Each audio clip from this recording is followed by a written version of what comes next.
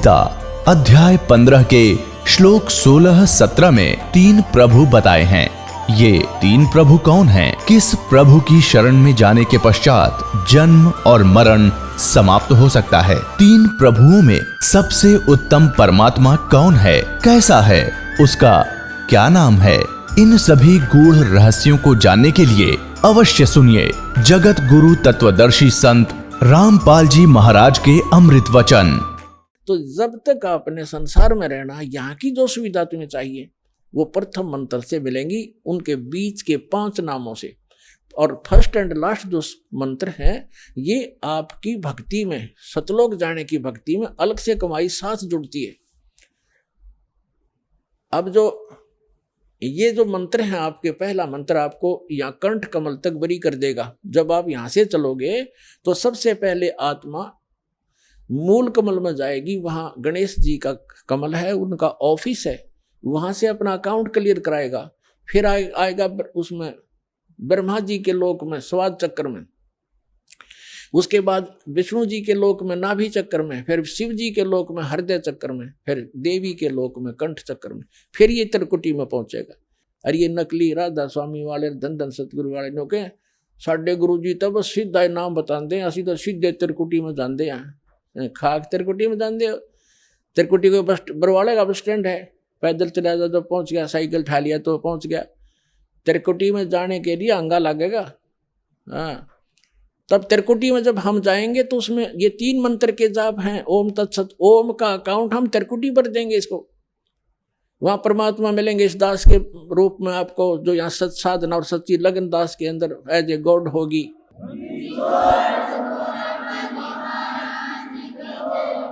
तो उसको लेकर के परमात्मा जाएगा इस धर्मराज के दरबार में, जहाँ यहाँ का न्यायाधीश है, और उसको ये गीता अध्याय नंबर 18 का श्लोक नंबर 66 यानी ये विधान कोड करेगा। ये दास आपका वहाँ वकील बनेगा। कबीर साहब कहते हैं कर लो गुरु वकील मुकदमा भारी है, ये कर लो गुरु वकील मुकदमा भारी है। यानी गुरु का रोल यहाँ से लेकर लास्ट तक चलेगा, करेगा भगवान लेकिन निमित्त दास रहेगा। तो वहाँ कहेगा कोड, ये वहाँ पर ये धारा 18वें अध्याय की 66 में संविधान की धारा वहाँ रखी जाएगी कि सर्वधर्मान परित्यज माम एकम शरणम व्रज। ये पकड़ो, तुम्हारा विधान है। और ये सारी ओम सतर की जो पूजा अपनी ये पकड़ो, इनकी अकाउंट क्लियर करो। फिर हम जाएंगे, इससे हम 11वां द्वार पार कर जाएंगे। 11वां द्वार पार करके हम प्रवेश करेंगे जब वहाँ अक्षर पुरुष का लोक आएगा। 7 संग ब्रह्मांड है, उससे पार होने का जो हमने किराया देना है, वहाँ से उसका साधन हमें मिलेगा। और उसके प्रतिफल में हम इस तत्व मंत्र की कमाई उसको देंगे। वो हमें 12वें द्वार में जा छोड़ेगा। 12वां द्वार पार करके हम सतलोक चले जाएंगे। वहां जाकर फिर कभी लोग लौट कर संसार में नहीं आएंगे। बोलो सतगुरुदेव।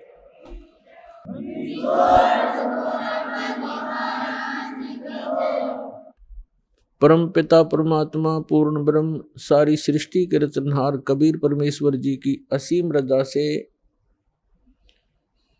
आप सभी पुण्यात्माएं सत्संग सुनने के लिए उपस्थित हुए।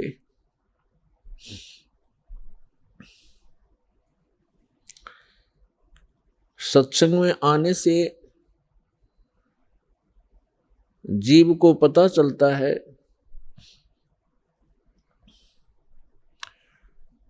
हम कौन हैं, कहाँ से आए हैं। यहाँ ये मरने और जीने की व्यवस्था किस कारण से बनी हुई है, इस बात को प्रत्येक प्राणी महसूस करता है। जन्म हुआ अच्छी बात, परिवार हो गया बहुत ही अच्छी बात, पुत्र पुत्री हुए, संपत्ति कोठी बनी, बस क्या कहने। और फिर मृत्यु,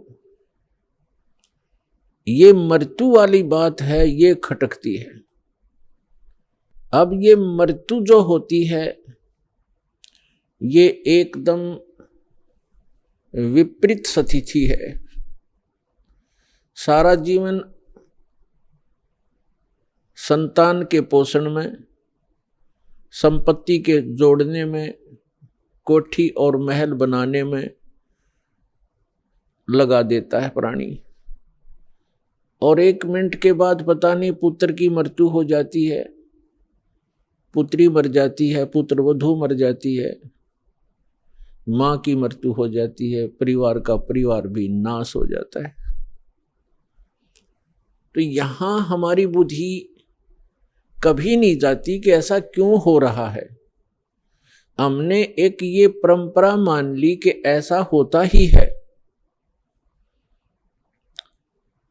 ऐसा होता है, सबके साथ हो रहा है, इसलिए दुख तो होता है। लेकिन शेष बचे हुए ये सोचते हैं हम तो अभी कुशल हैं, बस ऐसे हम अटकलबाजी से यहां जी रहे हैं। तो परमात्मा कहते हैं साथी हमारे चले गए। हमें समझाने के लिए परमात्मा अपने ऊपर ही उदाहरण दे रहे हैं। कबीर परमात्मा जी, ये हमारे पिता हैं। साथी हमारे चले गए, हम भी चालन हारे, कोई कागज में बाकी रह रही, तात लगी है वारे। कोई कागज में बाकी है, कोई श्वास शेष हैं आपके, इसलिए देर लगी हुई है आपको। और जो चले गए संसार छोड़कर, उनके भी, उनकी आशाएं, उनके इरादे, उनकी सोच यही थी कि अभी मृत्यु नहीं होगी। फिर परमात्मा याद दिलाते हैं, स्वयं आकर के कबीर भगवान यथार्थ ज्ञान, यथार्थ भक्ति विधि, अपने द्वारा रची हुई सृष्टि को ही भी वो खुद ही ठीक ठीक बताते हैं। और हम कहाँ थे ये हमें नहीं मालूम हो सकता, चाहे कितनी बात बनावे। ये तो रचनहार ही बता सकता है कि आप यहाँ क्यों दुखी हो रहे हो, ये मरने जीने की व्यवस्था कौन सी अच्छी है। इस बात को सभी मानते हैं कि अच्छी नहीं है। तो इसलिए परमात्मा हमें जगाना चाहते हैं, यथार्थ ज्ञान हमारे हृदय में उतारना चाहते हैं, पहले ये बता करके कि जिस व्यवस्था में आप व्यवस्थित हैं और जिन क्रियाओं में आप तत्पर हैं, यदि आप परमात्मा की साधना भक्ति नहीं करते हो, मोक्ष प्राप्ति का प्रयत्न नहीं कर रहे हो, तो ये क्रियाएं तो पशु पक्षी भी कर रहे हैं। तो मानव शरीर की क्या आवश्यकता थी, जिसमें परमात्मा ने अच्छी सोच दी है, बुद्धि दी है, और समय पर गर्मी सर्दी प्राकृतिक आपदाओं से बचने की व्यवस्था भी हम कर सकते हैं। जैसे गर्मी से बचने के लिए कोई झोंपड़ी महल मकान बना सकते हैं, इतनी बुद्धि भगवान ने दी है। समय पर आहार करने के लिए हम पूर्व संग्रह कर लेते हैं, अन्न इकट्ठा कर लेते हैं, और गर्मी सर्दी से बचने के लिए भी हम कोई झोंपड़ी महल बना लेते हैं। इसका उद्देश्य क्या है? इसका उद्देश्य ये है, इन सब सुविधाओं को परमात्मा ने इसलिए दिया है कि आप प्राकृतिक आपदाओं से डिस्टर्ब ना हो सकें और भक्ति करते रहें। जैसे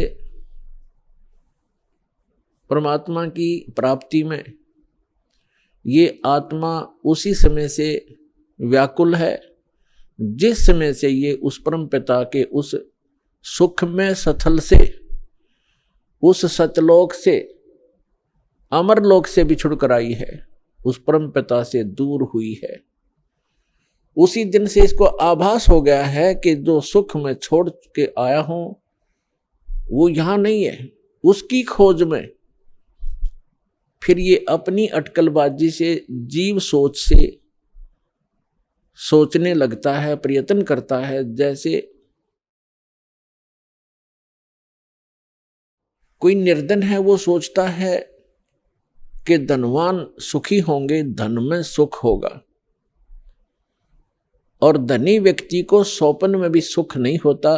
पुण्यात्माओं, निर्धन को तो ये बात जचे नहीं कि धनवान सुखी नहीं, लेकिन किसी धनवान यानी मायाधारी से मिलकर देखना, उसके ऊपर कितनी समस्याओं का पहाड़ होगा, आप सोच भी नहीं सकते। जहां माया है वहां शीतलता नहीं हो सकती, जहां भट्ठी अग्नि की तप रही हो वहां शीतलता नहीं हो सकती।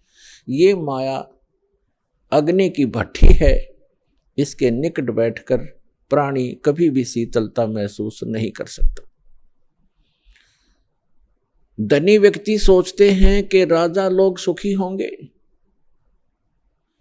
राजा को सुख स्वप्न में भी नहीं होता। आपको ऐसा लगता है जैसे इसके आगे पीछे बड़ी सेना चलती है, बड़े बड़े अधिकारी सलूट लगा रहे होते हैं, ये महासुखी होगा, कारों में चलते हैं। सपने में भी सुख नहीं है इनको, क्योंकि हमने सुख का पता ही नहीं जो सुख होता है। राजा लोग समझते हैं कि ऊपर के ये देवता लोग सुखी होंगे स्वर्ग आदि में।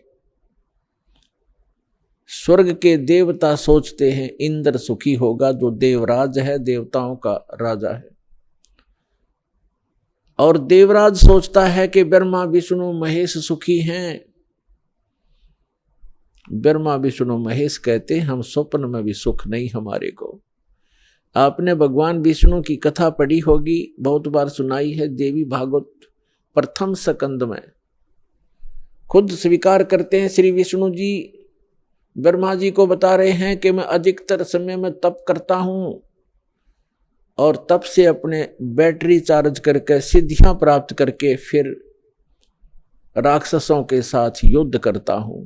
कभी मुश्किल से कोई समय मिलता है तो लक्ष्मी के साथ सुखपूर्वक समय बिता पाता हूं। तो खाक सुख है यहां पर। परमात्मा बताते हैं झूठे सुख को सुख कहे, ये मान रहा मन मोदे, सकल चबीना काल का, कुछ मुख में कुछ गोदे।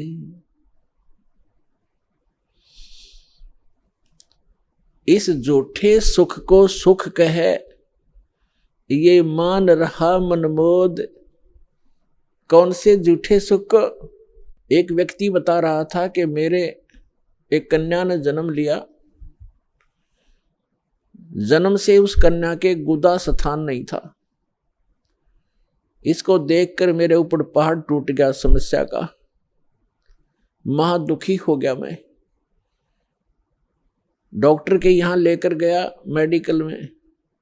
जिस वार्ड में मेरी बेटी को भर्ती किया उसमें ऐसे 3-4 केस और थे।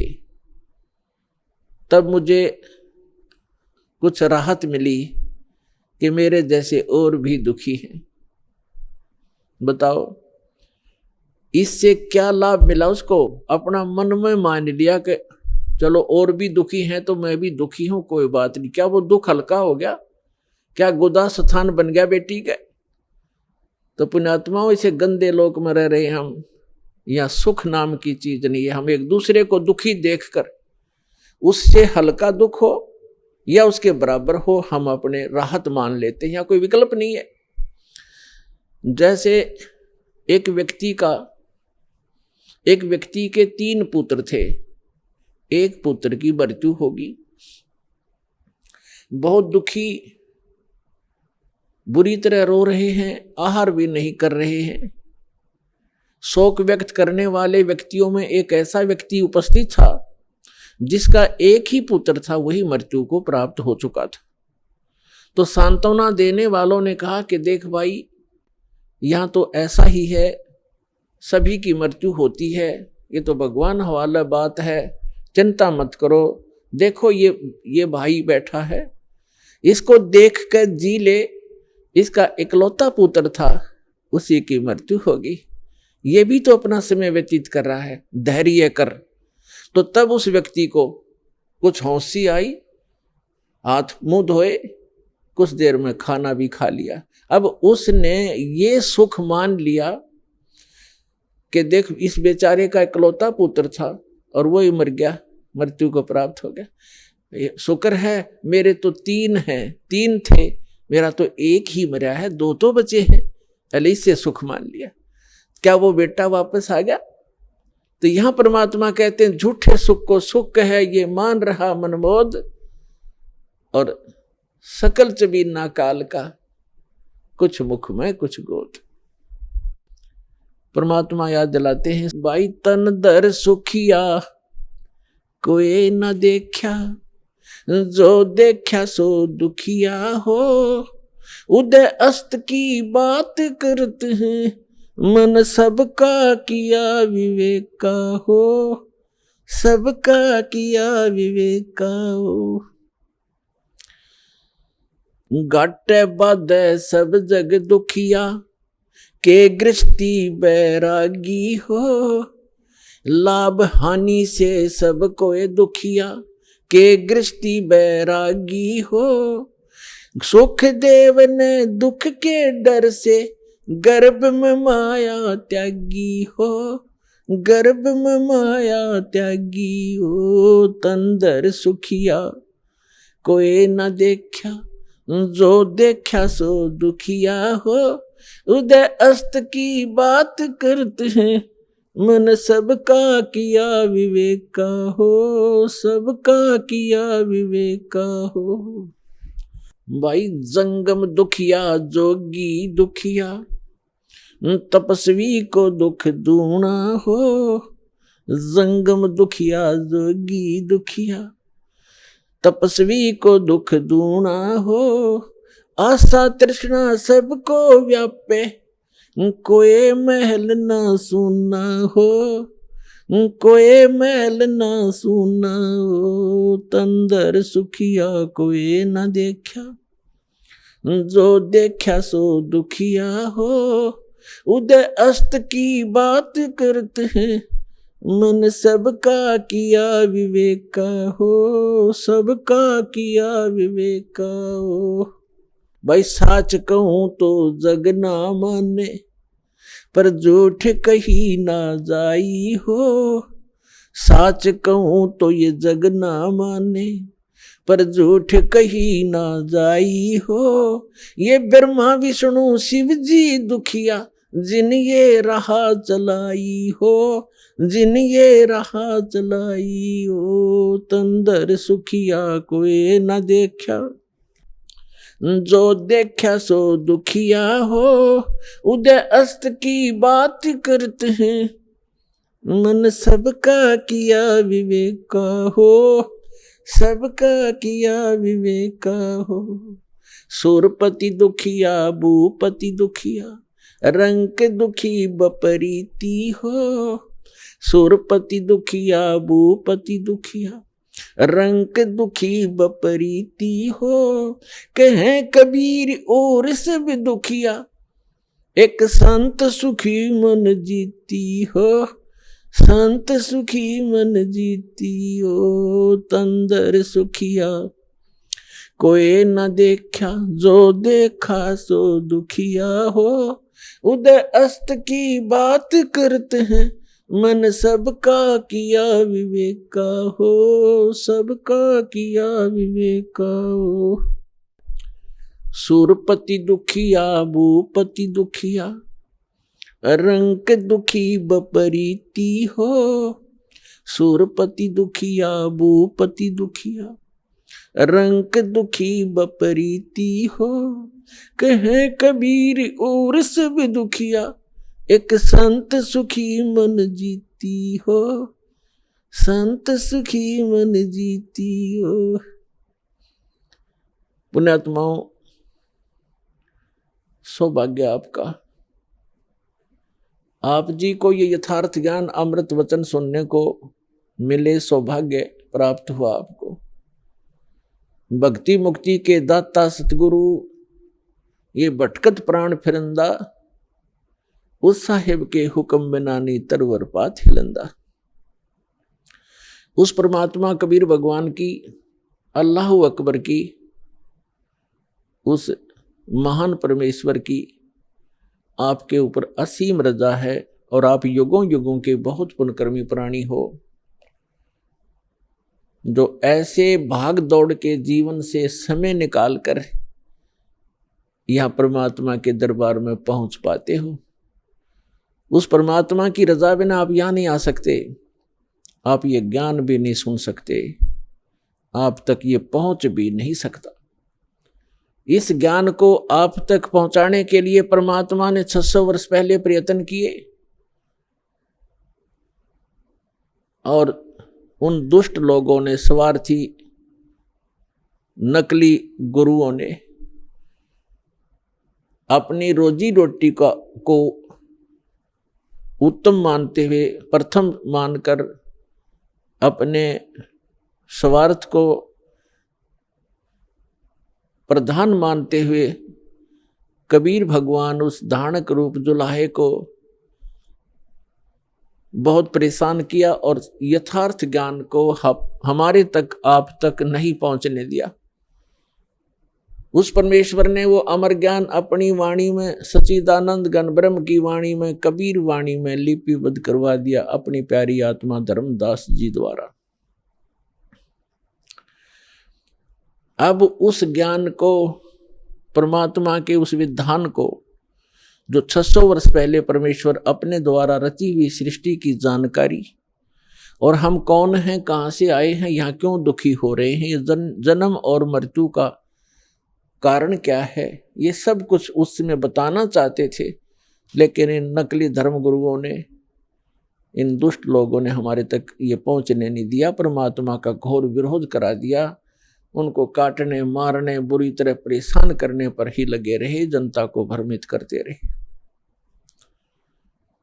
उस परमेश्वर ने कहा था कि जब 5500 वर्ष कलयुग बीत जाएगा, उस समय सभी अपनी प्यारी आत्माओं को शिक्षित करूंगा, पूरे मानव समाज को,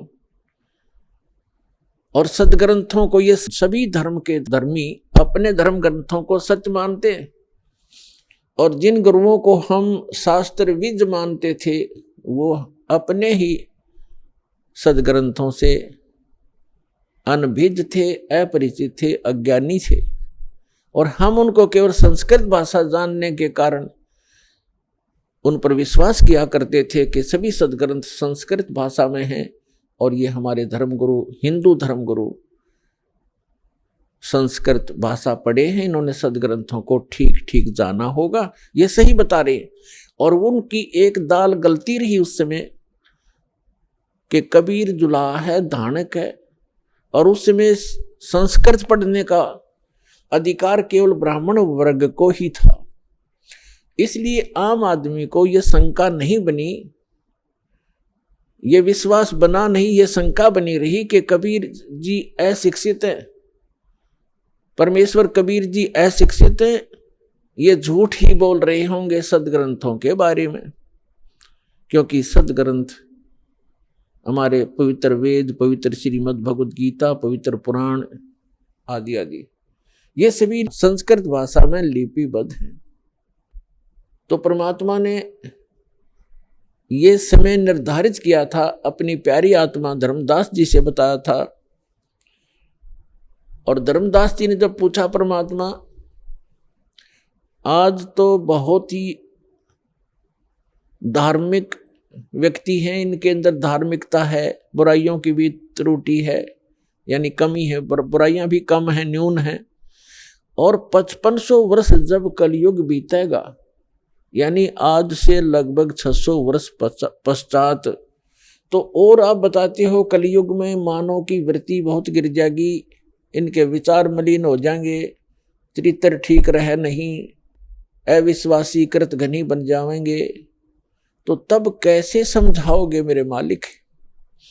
तब परमेश्वर ने कहा था कि उस समय सबसे पहले मैं इनको शिक्षित करूंगा, शिक्षित करवाऊंगा।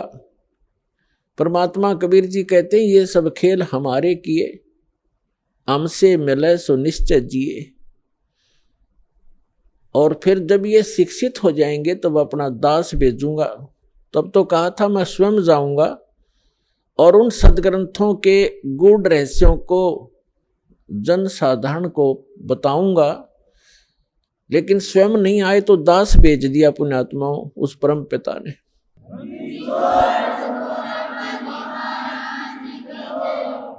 और आज आप देख रहे हो ये इलेक्ट्रॉनिक सिस्टम, इलेक्ट्रॉनिक उपकरण, इंटरनेट सिस्टम, ईमेल, प्रोजेक्टर, ये सीडी, डीवीडी, पेन ड्राइव, जो भी ये टेक्निक परमात्मा ने, ये जो भी टेक्निक है उस परम पिता कबीर भगवान की दी हुई है मानव को। ये मानव सत्र की सोच नहीं, ये सत्कर मान लेना। अगर ये मानव की सोच होती तो लगभग 40 लाख वर्ष तो इस चतुर्युगी के बीत गए हैं और आज तक ये टेक्निक उपलब्ध नहीं हुई, मानव नहीं खोज सका। ये परमात्मा ने कलयुग इसलिए नाम रखा इसका कि इसमें मशीनरी युग होगा, टेक्निक इसके अंदर परमात्मा अपने बच्चों को देंगे और उसका मूल उद्देश्य ये है कि इस तत्व ज्ञान को जो 600 वर्ष पहले परमात्मा कबीर जी बताना चाहते थे, आज घर बैठे अपने बच्चों को इन टीवी के माध्यम से, इंटरनेट के माध्यम से, ये जो यूट्यूब आदि बन गए हैं, इनके माध्यम से घर बैठे ये अमृत ज्ञान बताऊंगा और तब ये समझ जाएंगे और मेरे पास आ जाएंगे, अपना कल्याण करवा लेंगे। तो ये सारा कुछ जो उपकरण बनवाए हैं परमात्मा ने, ये इसलिए दिए हैं, उस परमात्मा गॉड गिवन ये माइंड है, जीव का अपना सतर की सोच नहीं है, ना ये बना सकता है। और जैसे अभी इस दास का जन्म हुआ किसान परिवार में, 50 वर्ष पहले, 50 वर्ष पहले जब हम 10-12 वर्ष के थे, हमारे यहाँ जो गेहूं की कनक को निकालते थे उसमें से भूसा अलग और कणक अलग करने के लिए एक 50 मन गेहूं के लिए 1 महीना लगता था। उसके ऊपर बैल घुमाते रहते थे, एक छड़ा बांध के पीछे बैलों के उसको घुमाते रहते थे। कम से कम 1 महीने में जाकर 20 दिन में जाकर के वो बारीक होता था, तब उसको बरसा बरस गेहूं अलग और भूसा अलग करते थे। ऐसी टेक्निक थी उस समय। और उससे पहले तो और हमारे समय में तो ऐसे घुमाने वाली चारा काटने की मशीन हाथ से घुमाने वाली लग गई थी, जिसने गंडासा कहते हैं। और उससे पहले हमने देखे हमारे दादाजी हाथ से ऐसे काटा करते थे, ऐसे। और पीछे जाओगे तो क्या होगा? तो कहने का भाव ये है कि जो आज टेक्निक प्राप्त है ये गॉड कबीर गिवन है, ताकि आप अपने सदग्रंथों को इन प्रोजेक्टर और डीवीडी के माध्यम से रूबरू देख सकें, आंखों देख सकें, फिर मिला सकें अपने। आपके घर उपलब्ध होती हैं ये सभी सदग्रंथ।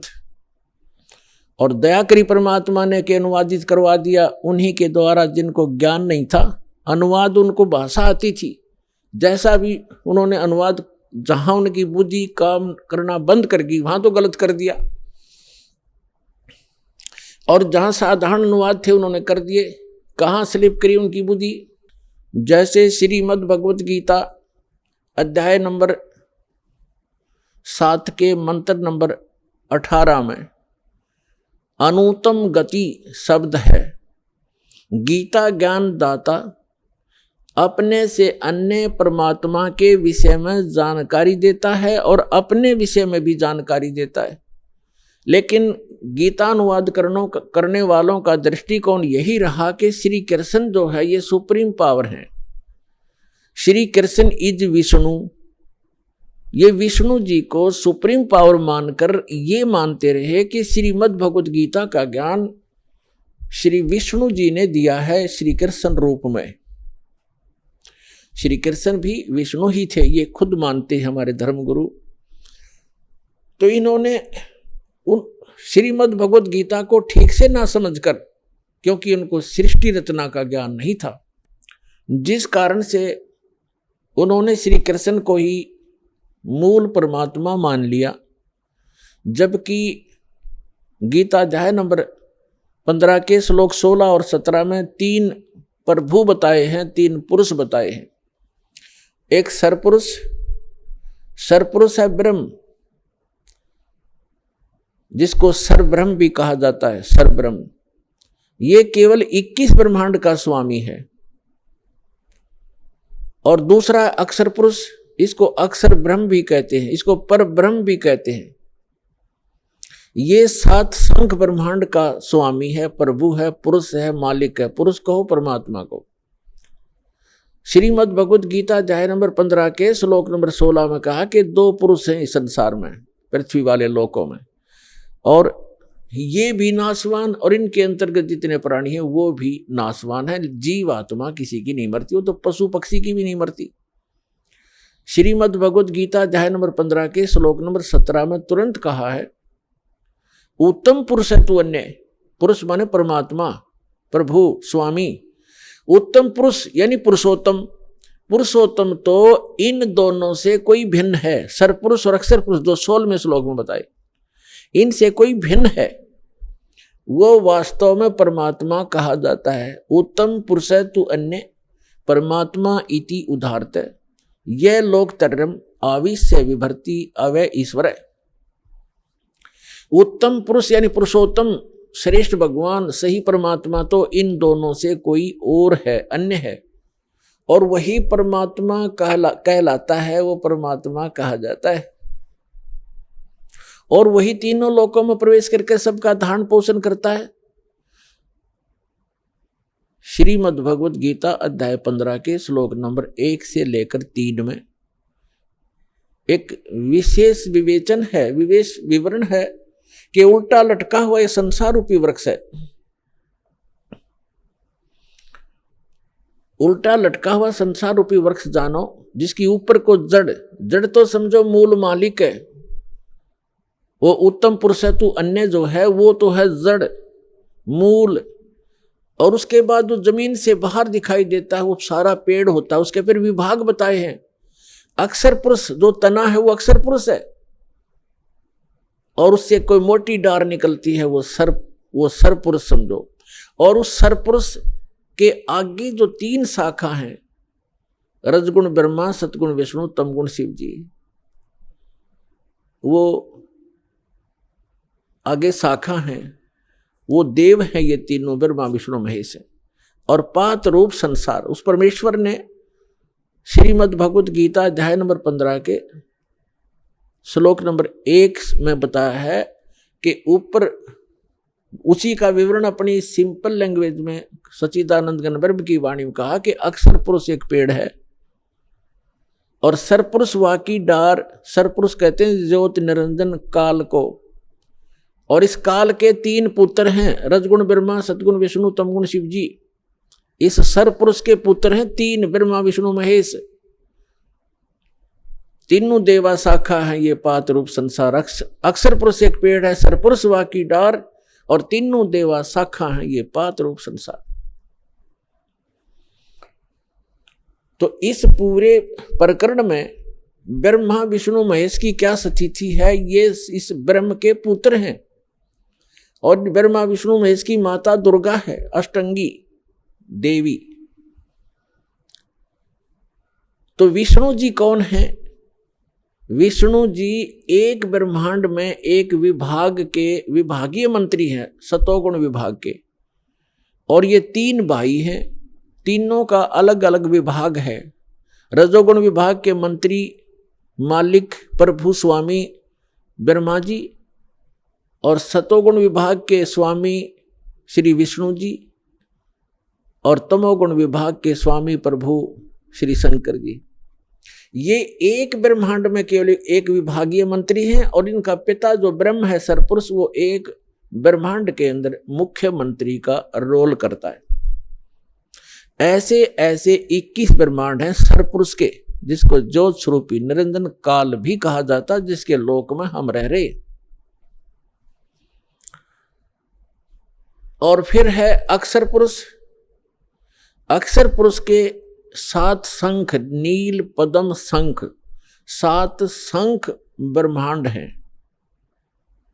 और फिर तीसरा रहा वो परम अक्षर पुरुष, उत्तम पुरुष है तू अन्य, वो ओवरऑल कंट्रोलर है असंख्य ब्रह्मांड इंक्लूडिंग सरपुरुष एंड अक्षर पुरुष, इन सब के ऊपर। और इसकी इनके अतिरिक्त जितने भी ब्रह्मांड हैं, पूरा विश्व है, पूरा संसार है, उन सब का मालिक है वो वो मूल मालिक है, वो संसार रूपी वृक्ष की जड़ है, मूल है, जहां से जैसे पूरे पेड़ को मूल से आहार प्राप्त होता है, ऐसे वो परमात्मा कबीर भगवान परम अक्षर पुरुष वो सबका पालनहार है।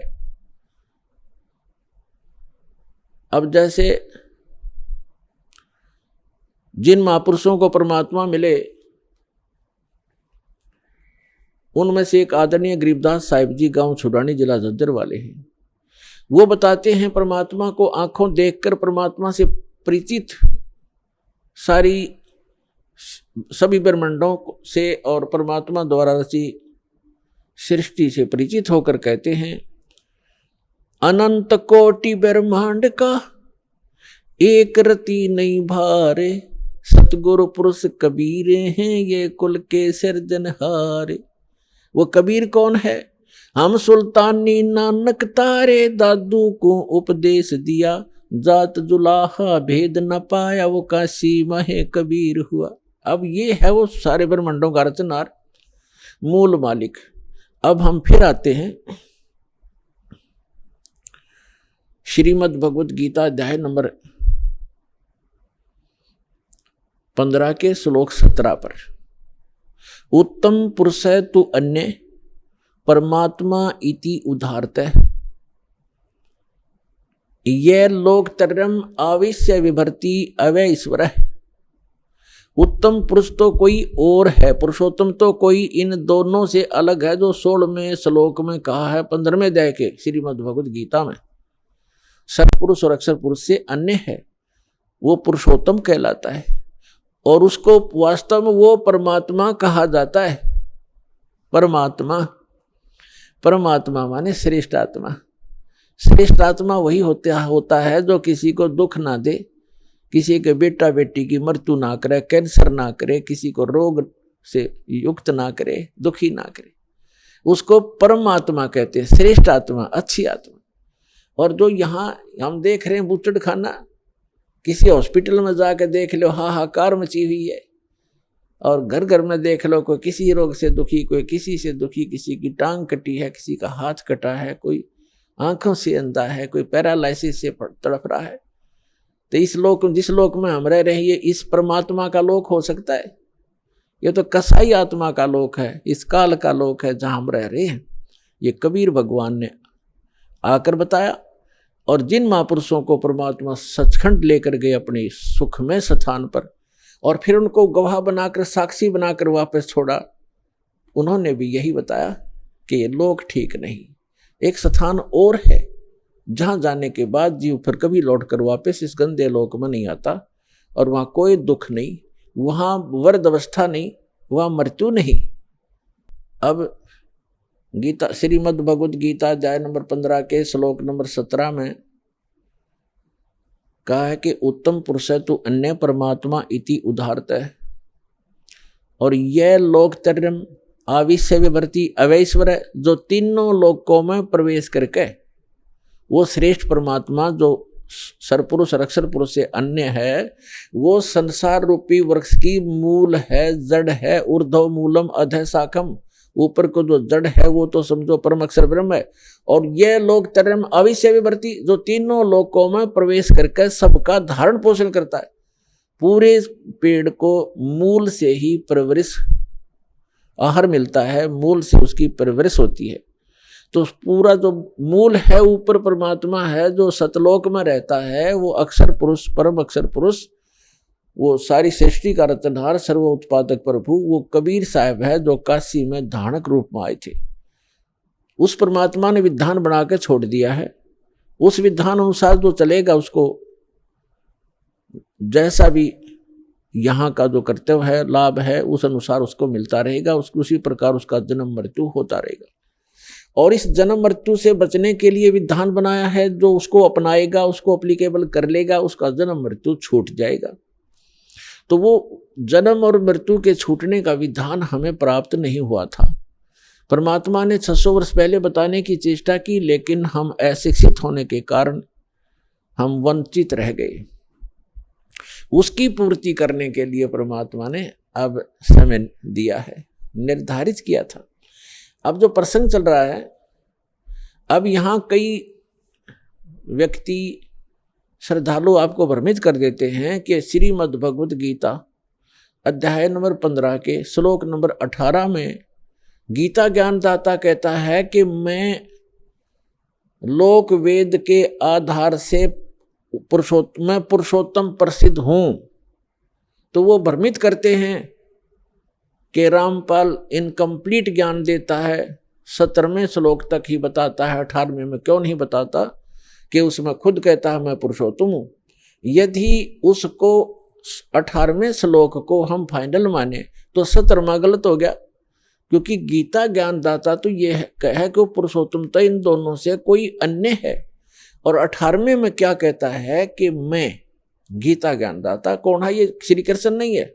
श्री कृष्ण में प्रवेश करके, ये विष्णु नहीं है। श्री कृष्ण कहो चाहे विष्णु को, ये बोलने वाला श्री कृष्ण और विष्णु नहीं है। इनके अंदर इनका पिता जो सरपुरुष है उसने प्रतिज्ञा कर रखी है, 7वें अध्याय के 24-25वें श्लोक में कहा है। वो खुद कहता है गीता ज्ञानदाता कि मैं अपनी योग माया से छुपा रहता हूँ। ये बेबुद्धि मंदबुद्धि के लोग मुझे एज ए कृष्ण मान रहे होंगे, व्यक्ति रूप में प्राप्त खड़ा प्राप्त मान रहे होंगे। मैं कृष्ण नहीं हूँ, मैं व्यक्ति रूप में कभी नहीं आता। मैं अपने 4थे अध्याय के 9वें श्लोक में ये कहता है मेरे जन्म और कर्म दिव्य हैं। अब इसके कर्म दिव्य कैसे हैं कि ये किसी में सामने आता नहीं, इसने प्रतिज्ञा कर रखी है और ये किसी में प्रवेश करके अपना जो उल्लू सीधा वो कर जाता है। श्री कृष्ण में प्रवेश करके गीता का ज्ञान ये सरपुरुष दे रहा है और ये कहता है कि मेरे अंतर्गत यानी 21 ब्रह्मांड में जितने भी प्राणी हैं उनसे मैं उत्तम हूं, श्रेष्ठ हूं, तगड़ा हूं, मजबूत हूं, ताकतवर हूं। इसलिए लोक वेद में मैं पुरुषोत्तम प्रसिद्ध हो रहा हूं। लोक वेद दंत कथा सुनी सुनाई बातें, इस कारण से मैं पुरुषोत्तम हूं। 15वें अध्याय के 17वें श्लोक में स्पष्ट कर दिया कि उत्तम पुरुष है तू अन्य, वो तो कोई और है और वही वास्तव में अविनाशी है। दूसरे अध्याय के 17वें श्लोक में कहा है। अध्याय नंबर 2 के श्लोक 12 में, गीता अध्याय नंबर 4 श्लोक 5 और 9 में, गीता अध्याय नंबर 10 अध्याय 10 मंत्र 2 में ये स्पष्ट करता है गीता ज्ञानदाता कि मेरे तो जन्म मृत्यु होते हैं, मैं अविनाशी नहीं हूं। और दूसरे अध्याय के 17वें श्लोक में श्रीमद् भगवत गीता में कहा कि अविनाशी तो उसको जान जिसने सारे ब्रह्मांड की रचना की, जिसे सारा संसार व्याप्त है। उस अविनाशी को मारने के लिए कोई भी सक्षम नहीं है। और अपने विषय में कहता है कि मेरी तेरी जन्म मृत्यु होती रहती है। लेकिन 18वें अध्याय के 62वें श्लोक में कहा कि अर्जुन तू सर्वभाव से उस परमेश्वर की शरण में जा, उसकी कृपा से तू परम शांति को और सनातन परम धाम को प्राप्त होगा। और श्रीमद् भगवद गीता अध्याय नंबर 15 के श्लोक नंबर 1 से 4 का आशय ये सारांश है कि उल्टा लटका हुआ संसार रूपी वृक्ष है, ऊपर को पूर्ण परमात्मा है, वो सबका धारण पोषण करने वाला, जिससे सबकी उत्पत्ति हुई है, सर्व उत्पादक प्रभु है, ऊपर सतलोक में रहता है। वो संसार रूपी वृक्ष की जड़ है और अक्षर पुरुष ये तना है। सरपुरुष ये काल जो गीता का ज्ञान दे रहा है श्री कृष्ण में प्रवेश करके, ये एक शाखा है, एक मोटी डार है। आगे 3 शाखा है, ब्रह्मा विष्णु महेश समझो, और पात रूप संसार। तो ये स्वयं बताना चाहता है। फिर गीता अध्याय नंबर 15 के श्लोक नंबर 1 से 4 का सारांश है कि उल्टा लटका हुआ संसार रूपी वृक्ष है और जो इन सभी विभागों को बताता है।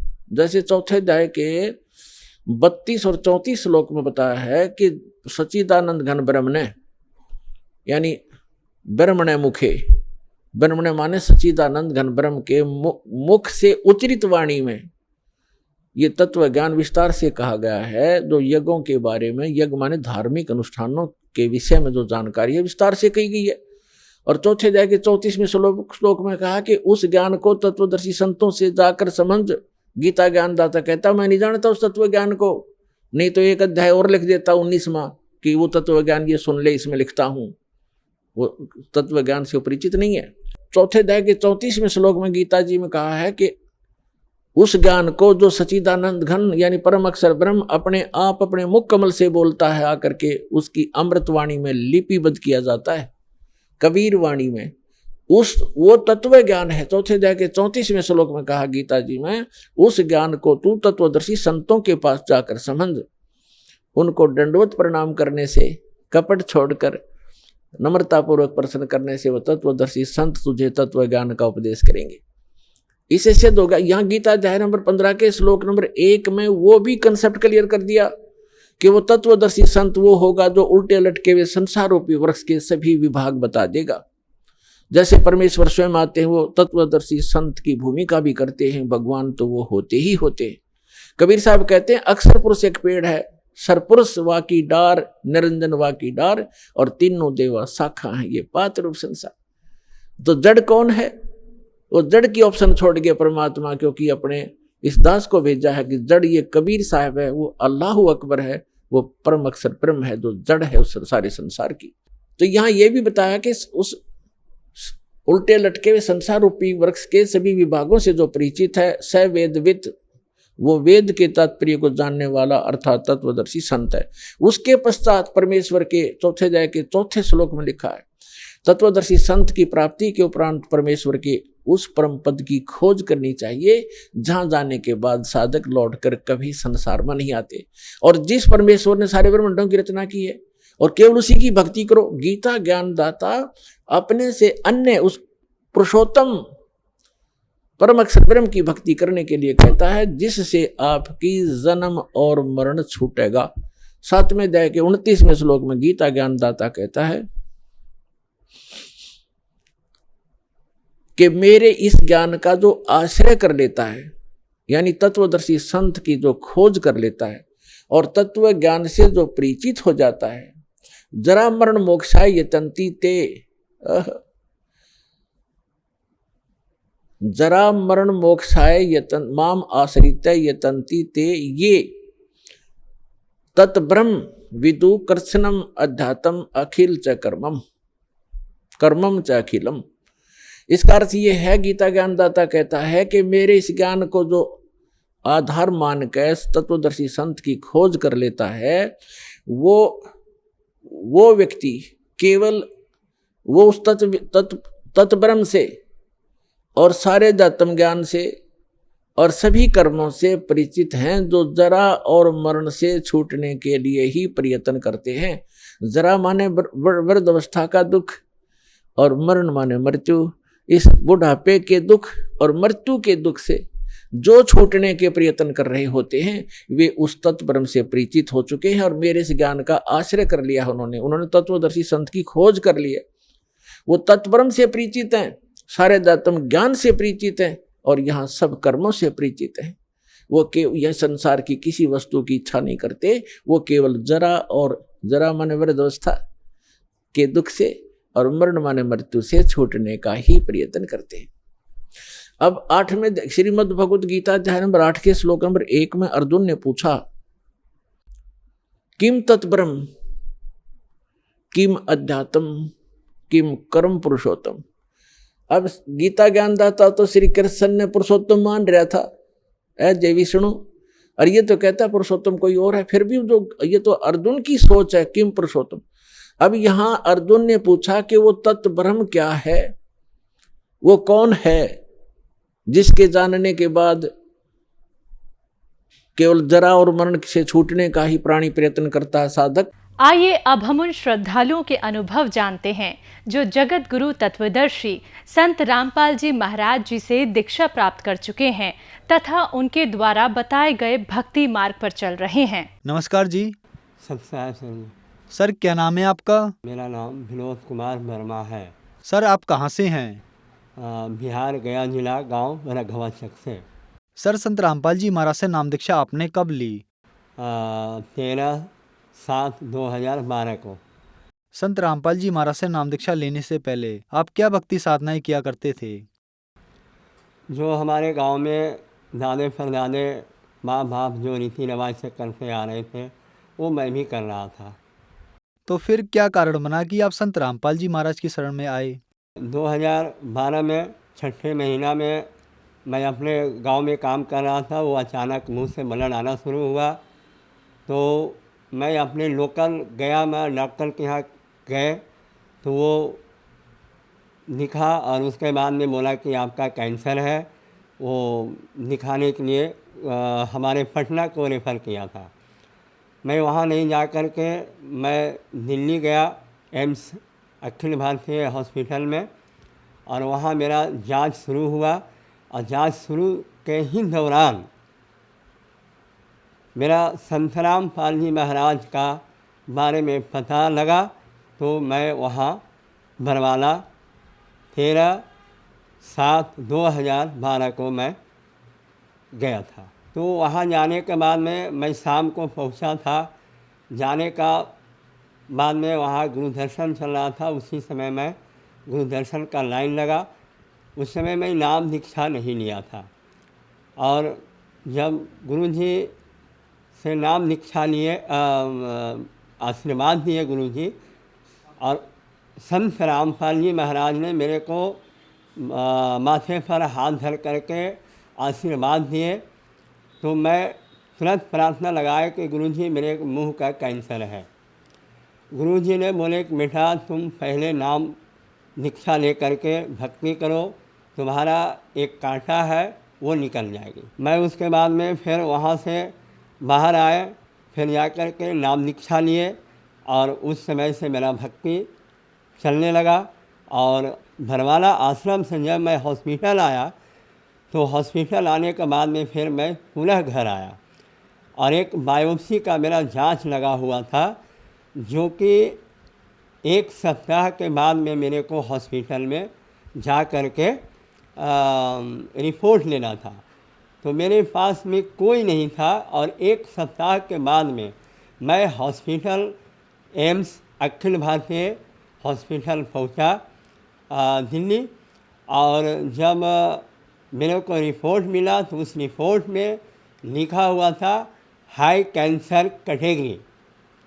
तो जो रिपोर्ट दिया था वो बोला कि तुम्हारा ऑपरेशन जो है, टाइम जो है बहुत जल्दी में ले करके और ऑपरेशन करवा लो।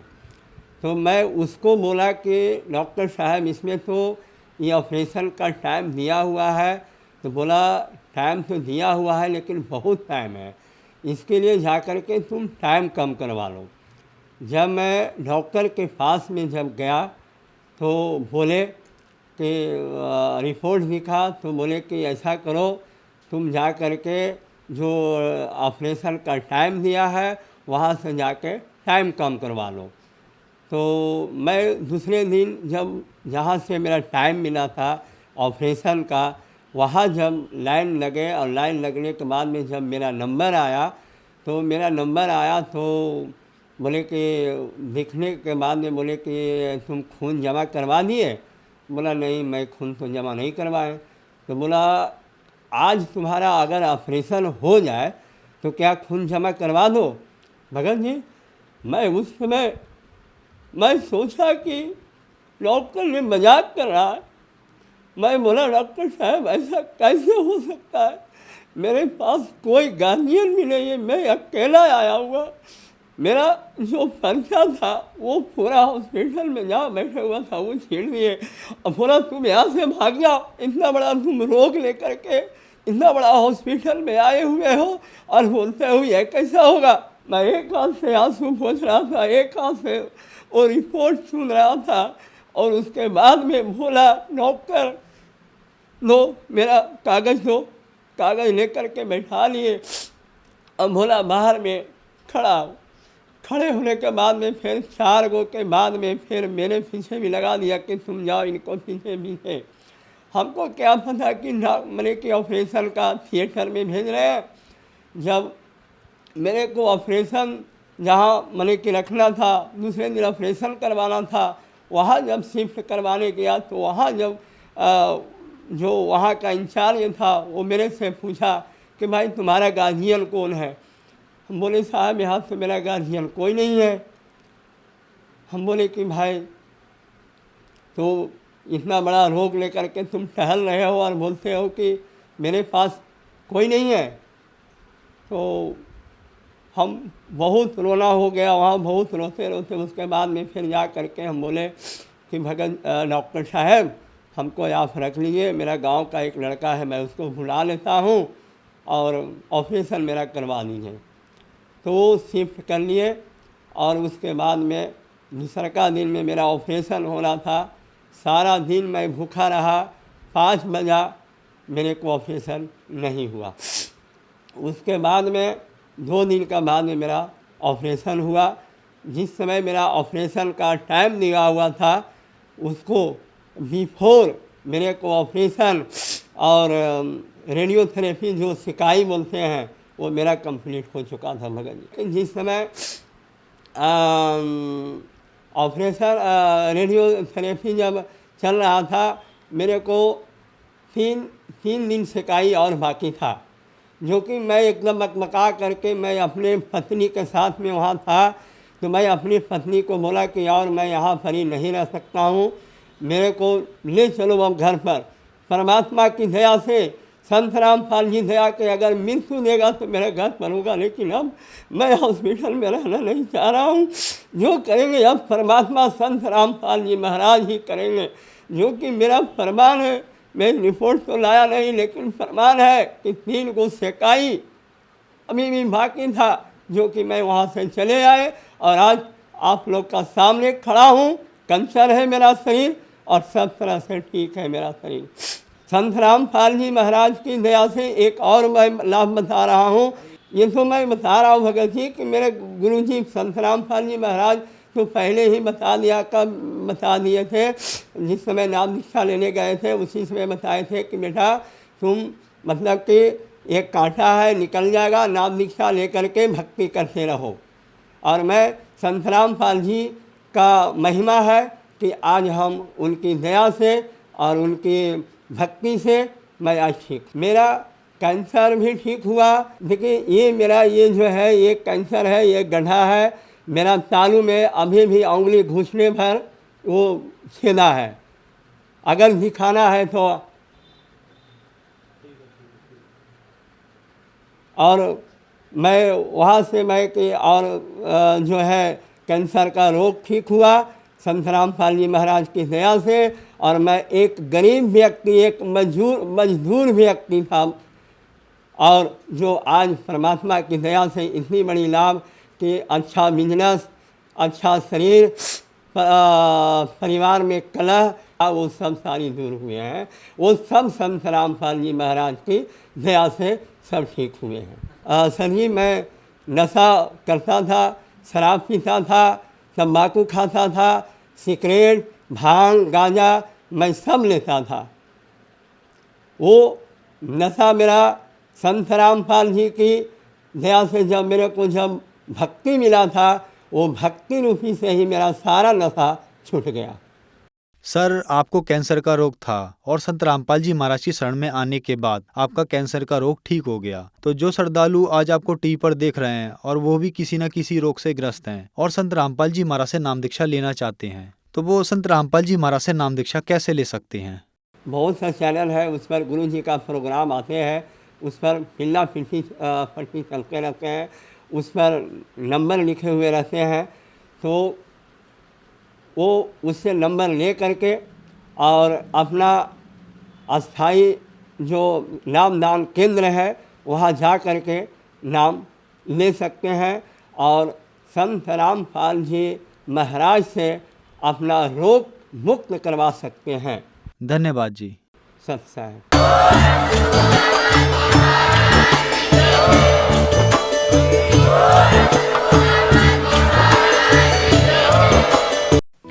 आप सुन रहे थे जगत गुरु तत्वदर्शी संत रामपाल जी महाराज के मंगल प्रवचन। अधिक जानकारी के लिए संपर्क करें